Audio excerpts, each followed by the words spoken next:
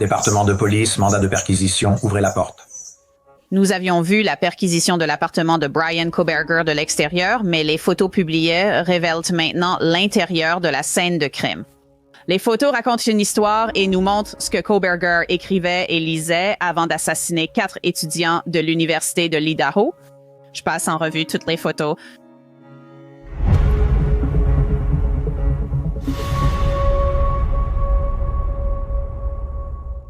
Bienvenue sur Crime Fix, je suis Angenette Lévy. À l'arrestation de Brian Koberger chez ses parents en Pennsylvanie, la police était prête à perquisitionner son appartement à Pullman, dans l'État de Washington, situé à plus de 2500 miles. Je suis certaine qu'ils espéraient trouver des preuves médico-légales le reliant au meurtre de Maddie Mogen, Kaylee Goncalves, Xana Kernodle et Ethan Chapin, mais ils n'en ont trouvé aucune, pas la moindre trace. La police de l'Université de l'État de Washington a aidé à exécuter le mandat. J'en ai parlé avec le chef de la police, Gary Jenkins, en juillet dernier. Regardez. L'appartement était dépouillé. On n'aurait pas dit que quelqu'un y vivait vraiment. C'était presque pas jusqu'au point où on aurait dit que quelqu'un ne comptait peut-être pas revenir. Donc, ce n'était pas un appartement typiquement occupé. Intéressant. Donc, je veux dire, il n'y avait pas de vêtements accrochés dans le placard, ou c'était juste qu'il n'y avait pas de livres, ou, enfin, est-ce qu'il y avait des meubles? Pourriez-vous décrire un peu? Il y avait quelques meubles. Très peu de vêtements, même pas de rideaux de douche. Je ne me souviens pas s'il y avait des livres, mais il y avait vraiment très peu de choses. Le chef Jenkins avait raison. Les photos montrent que l'appartement était vide. Voici le salon de Koberger. Il y a un canapé 2 places et une télévision. Il y a aussi un placard. Et à l'intérieur de ce placard, c'était assez en désordre. Le contenu était intéressant et vu nos connaissances actuelles, le salon est vraiment dépouillé. Il y a un canapé 2 places, une télévision avec un meuble télévision et une petite table basse. Le canapé était face à la télévision, un placard sur le côté. Maintenant, à quelle fréquence Koberger s'asseyait et regardait la télévision, nous ne le savons tout simplement pas. À l'intérieur du placard, il y avait un aspirateur. Les techniciens de la police scientifique l'ont photographié et l'ont marqué comme preuve, et à ce moment-là, ils ne savaient pas ce qu'il pouvait contenir. Ils ont même photographié le réservoir recueillant toutes les saletés de l'aspirateur. Il s'est avéré qu'ici, il n'y avait rien de valeur probante à l'intérieur. Mais je peux vous dire que la voisine du dessous de Koberger m'a dit qu'il passait souvent l'aspirateur au milieu de la nuit, réveillant elle et ses jeunes enfants. Les étagères du placard étaient remplies de papier, de boîtes et d'autres bricoles, comme si tout avait été jeté là au hasard. Cela ne semblait pas du tout être rangé. De l'autre côté du placard, il y avait un gant en nitrile noir. Il a été photographié et il y en avait quelques-uns comme ça. Rappelez-vous, le tueur a été décrit comme étant habillé tout en noir. Dans le placard aussi, un reçu Walmart pour un bonnet Dickies et des reçus Marshalls à Moscou d'août et septembre. Les enquêteurs ont aussi pris en photo un reçu Target du 4 juillet situé à Moscou. Koberger a acheté une clé Fire Stick. Koberger a aussi reçu plusieurs amendes de stationnement retrouvées et photographiées dans l'appartement. Il avait confié à un professeur avoir trouvé comment tromper les agents de stationnement. Dans le meuble télé de Koberger, plusieurs livres étaient entassés. Tous les sujets semblent être liés à la criminologie. Les enquêteurs ont placé les livres pour les photographier. Certains des titres ont été abordés dans les travaux de Koberger et ils semblent plutôt ironiques compte tenu de la situation dans laquelle il se trouve aujourd'hui. L'incarcération de masse en procès. Un autre livre s'intitule « Pourquoi les innocents plaident coupables et les coupables sont libérés ». Premièrement, laissez le Seigneur faire. Mais l'un d'eux m'a marqué, vu l'intérêt de Koberger pour les cambriolages sexuels et sa volonté de parler de Ted Bundy et des meurtres de Chi Omega, selon une interview avec un de ses camarades. Ce livre s'intitulait « En danger dans la tour d'ivoire, la victimisation sexuelle des étudiantes ». Le livre décrit la réaction des femmes face aux agressions sexuelles. D'après le reçu joint, le livre a été envoyé à la propriétaire en 2012. Koberger a écrit sur la recherche, la prise de décision des délinquants, l'émotivité et le cambriolage à but lucratif. Koberger a écrit dans une phrase vouloir aller en prison pour y mener des recherches. Le sujet sera étudié via des entretiens semi-structurés en personne en milieu carcéral. Le professeur a dit avoir beaucoup à dire sur le sujet. L'écriture de Koberger est plutôt formelle et un peu étrange. Un professeur lui a dit d'éviter le langage fleuri. Dans un autre devoir, il a analysé le travail d'un professeur sur la décision myope des délinquants sexuels. Les enquêteurs ont aussi photographié plusieurs documents et questionnaires écrits par Koberger. La plupart de ces notes étaient dans les 80 et 90, mais on lui a dit, pour un devoir, qu'il avait fourni beaucoup de détails tirés du livre, mais qu'il devait se concentrer sur la question posée et uniquement sur celle-ci. On lui a dit que son écriture était difficile à lire et qu'il devait privilégier des phrases courtes et percutantes. Il a rédigé un autre devoir sur la peine de mort et l'éthique. Il y a là un peu d'ironie. Les camarades de Koberger ont déclaré qu'il était le seul de la classe à soutenir la peine de mort. Le congélateur et le réfrigérateur de Koberger contenaient divers aliments végétaliens comme pizza surgelée, pommes de terre rissolées, lait d'amande et fromage végétalien. Par endroits, la nourriture semble juste entassée dans la porte du congélateur. La chambre montrait le lit et le placard de Koberger. Plusieurs chemises, quelques jeans et articles de literie étaient dans le placard, sinon seulement quelques cintres. Également dans la chambre, un ordinateur sur le bureau. Autour de l'ordinateur, il y avait beaucoup de poussière, comme si cela n'avait pas été nettoyé depuis un certain temps. Ensuite, il y a la salle de bain où Koberger a pris ce selfie le matin des meurtres. On voit le miroir où il a pris ce selfie. La baignoire et le carrelage sont très propres. Pas de rideau de douche. Ses avocats diront plus tard qu'il le jetait souvent pour éviter la moisissure. Les enquêteurs ont démonté le siphon de la baignoire, probablement dans l'espoir de trouver de l'acide désoxyribonucléique, mais ils n'en ont trouvé aucun appartenant aux victimes. Encore une fois, il y a très peu d'objets personnels, voire aucun, dans la salle de bain. De retour dans le salon, les enquêteurs ont trouvé quelques cartes adressées à Brian Koberger. L'une dit « Vos deux égaux, vous êtes Dino et un prof, LMAO. Parle doucement et porte un gros bâton, sauf si tu peux monter un dinosaure. Dans ce cas, fais-le. » C'était apparemment une citation de Teddy Roosevelt sur une carte d'anniversaire. Elle était adressée à Brian, datée du 21 novembre 2022, jour de son anniversaire, un peu plus d'une semaine après les meurtres. Avec une carte de sa mère, ce sont les seuls objets personnels de l'appartement. On dit, un fils quitte la maison, jamais le cœur. Il découvre son bonheur, qui devient aussi le tien. Maintenant, nous savons que Brian Koberger posait énormément de problèmes au département de criminologie de l'Université d'État de Washington.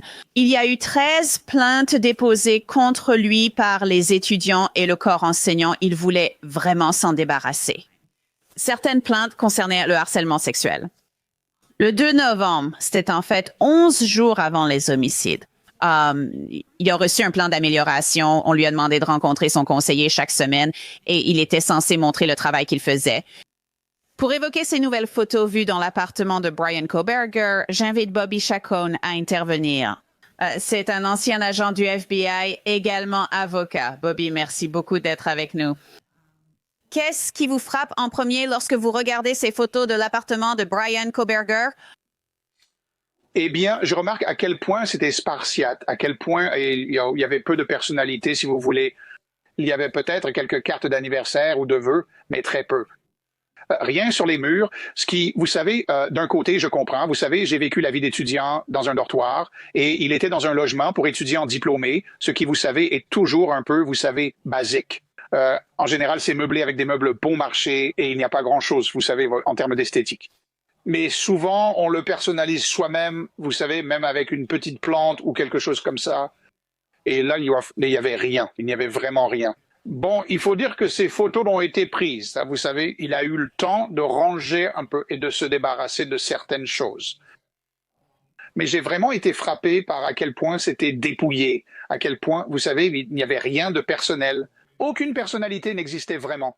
Vous savez, maintenant, on connaît le type de personnalité et tout ça, et ça semblait vraiment correspondre à cette personne qui n'avait pas d'amis, qui n'avait pratiquement aucune vie sociale.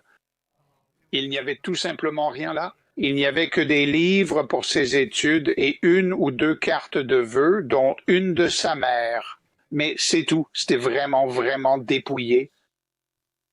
Oui, vraiment, vraiment dépouillé. Je veux dire, pas une seule photo de qui que ce soit. Aussi proche qu'il était, nous le savons grâce à des discussions avec des experts numériques renommés.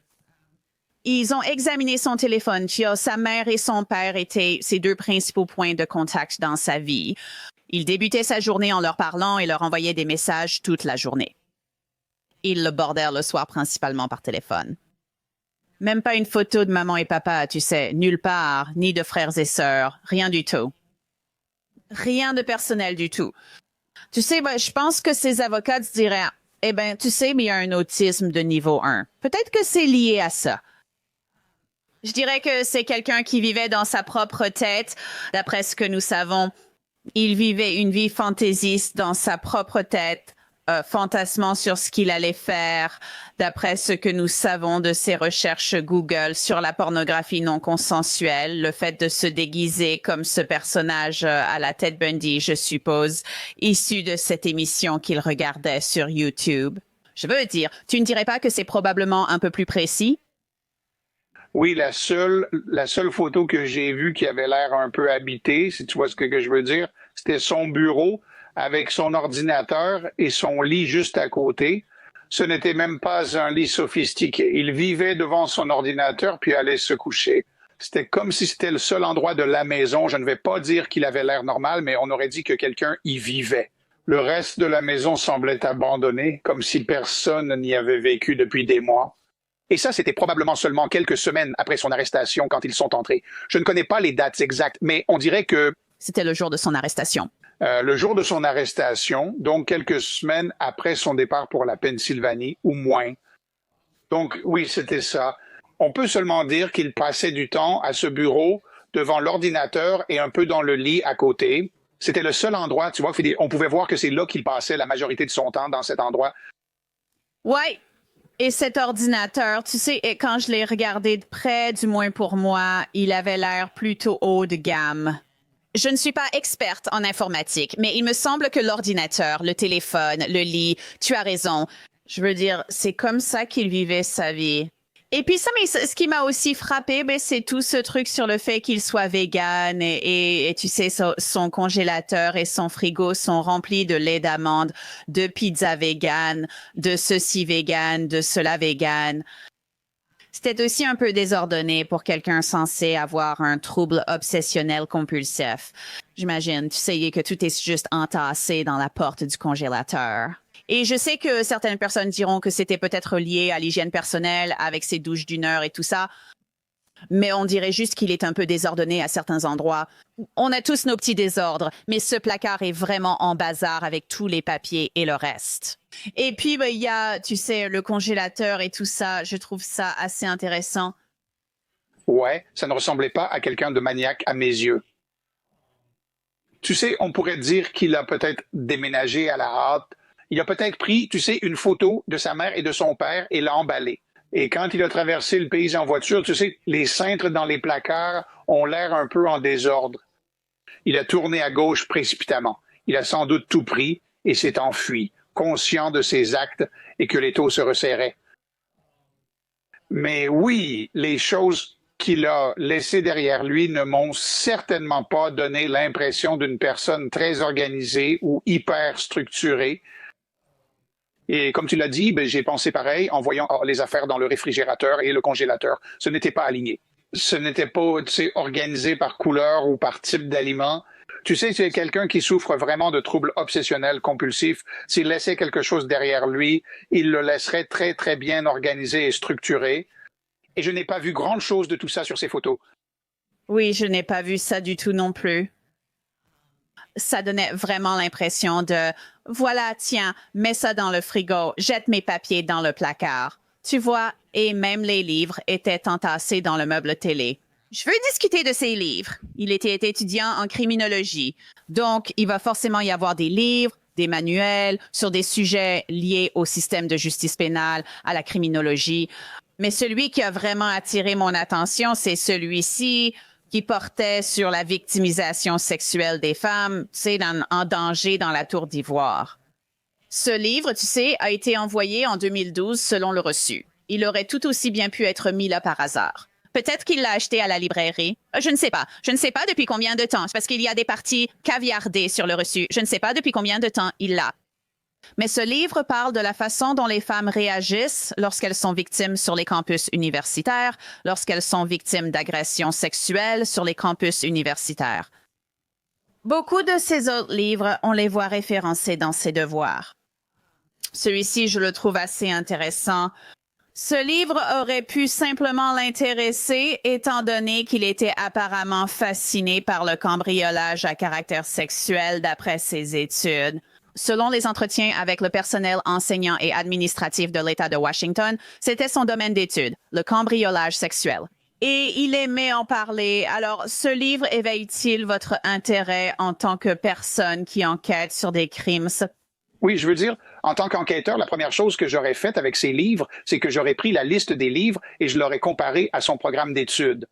Donc, les cours qu'il suivait et les cours qu'il enseignait ou aidait à enseigner en tant qu'assistant d'enseignement diplômé, consulter tous les cours qu'il a suivis, même hors de cette école, car il peut garder des livres d'établissements précédents. Examiner les cours qu'il enseignait, consulter lectures obligatoires et recommandées, puis rayer-les de la liste. Donc, tous ces livres ici faisaient partie de son éducation, de ses études et de son travail académique.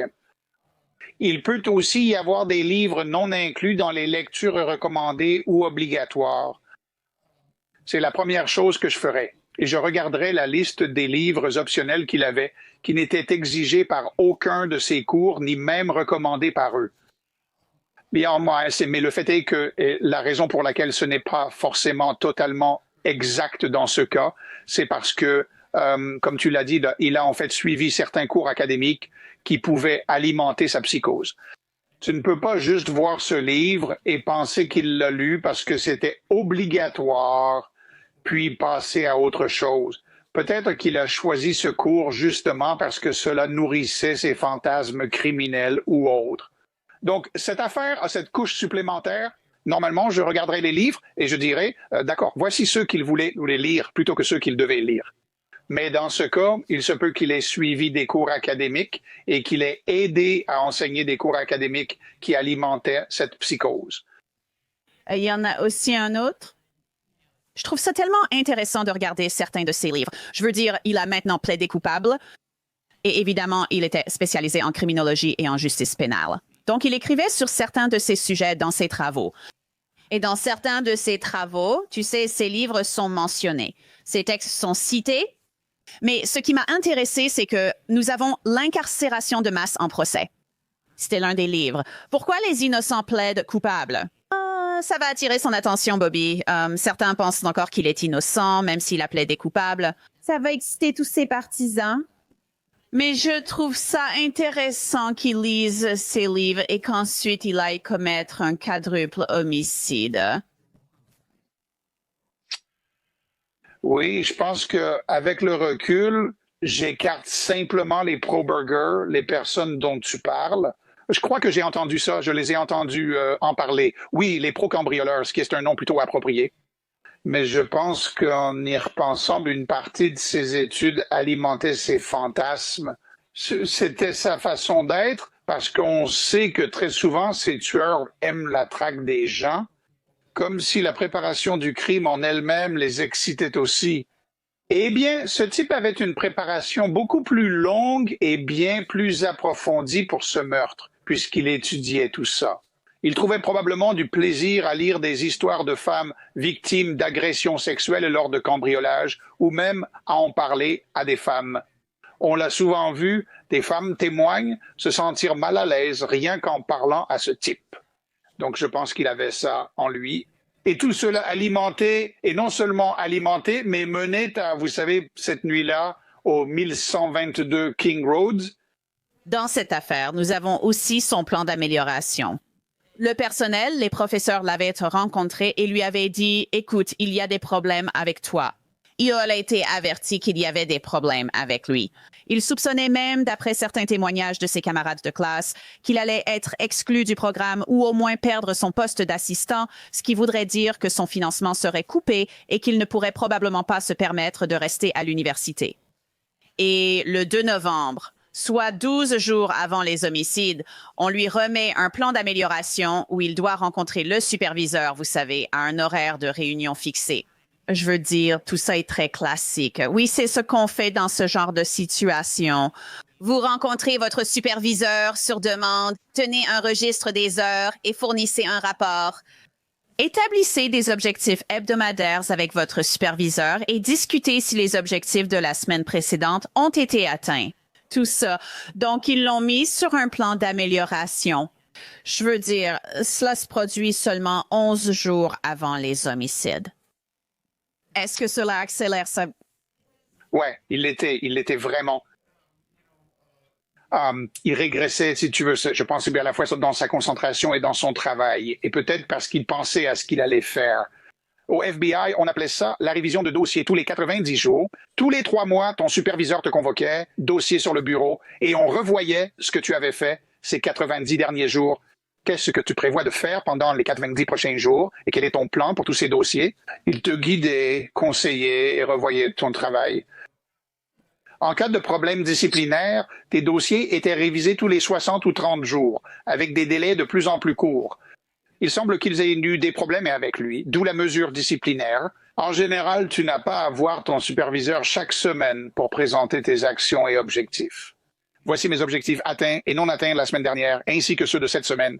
Tu sais, je pense qu'il resserrait un peu la laisse sur lui, sur le plan académique, et tu sais, d'un point de vue professionnel, parce qu'il n'était pas à la hauteur des tâches qu'il était censé accomplir pour l'université.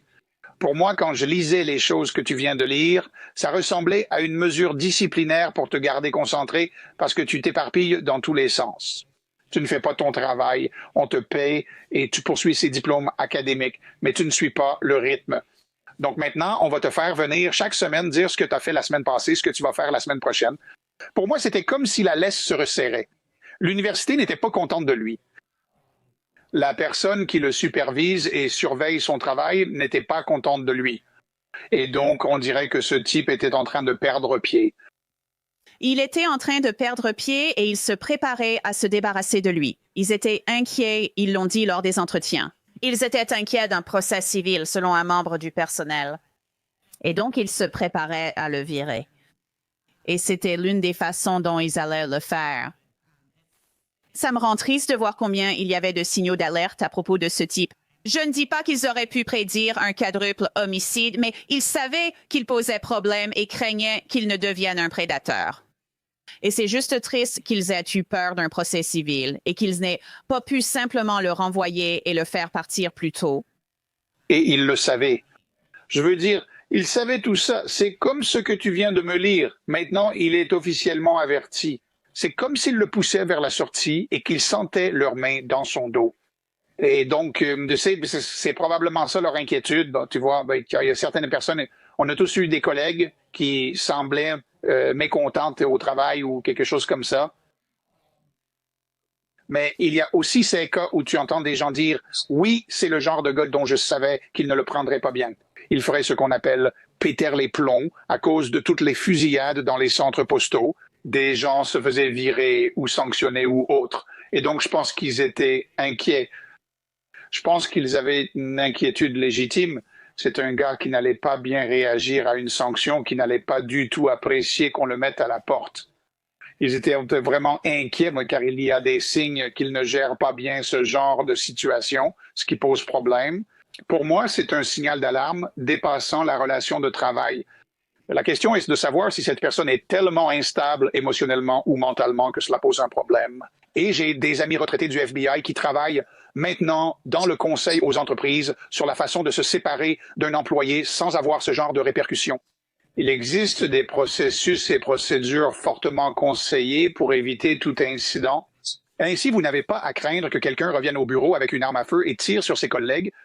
Et donc, il y a des spécialistes, et j'ai des amis qui sont spécialistes dans ce domaine. Les signaux d'alerte évoqués auraient dû inciter à consulter un expert pour demander comment gérer cette personne en cas de doute. Je comprends. On ne sait jamais à l'avance, mais si vous ressentez cette inquiétude, à quel point doit-elle devenir importante avant de consulter un expert ou un spécialiste des relations de travail qui pourrait vous conseiller sur la gestion d'un employé problématique si vous envisagez de vous en séparer? Je ne sais pas si cela a été fait ici, Les universitaires ont tendance à penser qu'ils savent beaucoup de choses sur des sujets qu'ils ne maîtrisent pas. C'est une procédure relevant du droit du travail et de l'emploi. Oui, cela n'a rien à voir avec la justice pénale. Mais il y a des experts, et j'en connais certains, qui conseillent des entreprises et des institutions. Et si vous avez un employé dont vous pensez qu'il ne va pas bien réagir et pourrait avoir une réaction négative à une mesure disciplinaire ou à un licenciement, alors vous devez consulter cet expert dès le début du processus et suivre les étapes qu'il recommande pour minimiser tout dommage que cette personne pourrait causer. Maintenant, je ne dis pas que cela se serait produit dans ce cas, mais il y a des indications claires, comme vous l'avez dit, qu'il pensait que cette personne posait problème. Et débarrassons-nous simplement de lui. Mais le problème, c'est que si vous pensez qu'il pose problème, le fait de vous en débarrasser pourrait aggraver ce problème. C'est ça. Je pense que cela a accéléré son plan. C'est possible. Écoute, on sait que son père a pris l'avion car il avait déjà les billets. Il prévoyait peut-être de partir de là, tu sais, parce qu'il savait que le coup près allait tomber. Et il a peut-être emballé beaucoup de choses et les avait, tu sais, prêtes à partir quand son père est arrivé et qu'ils se sont tirés de là. Comme tu l'as dit, il s'est dit qu'il ne reviendrait pas ici de toute façon. Donc, je peux commettre cet acte odieux et partir, et ne pas être là quand les répercussions tomberont. C'est aussi une possibilité. Tout à fait! Bobby Chacon, merci encore pour votre temps. Je vous suis reconnaissante. Génial, merci de m'avoir invité. Les enquêteurs ont aussi fouillé le bureau de Brian Koberger à l'Université de l'État de Washington, qui était presque vide et partagé avec d'autres étudiants. On ne pense pas que rien de probant y ait été trouvé. C'est tout pour cet épisode de Law and Crime. Je suis Angenette Lévy. Merci et à la prochaine.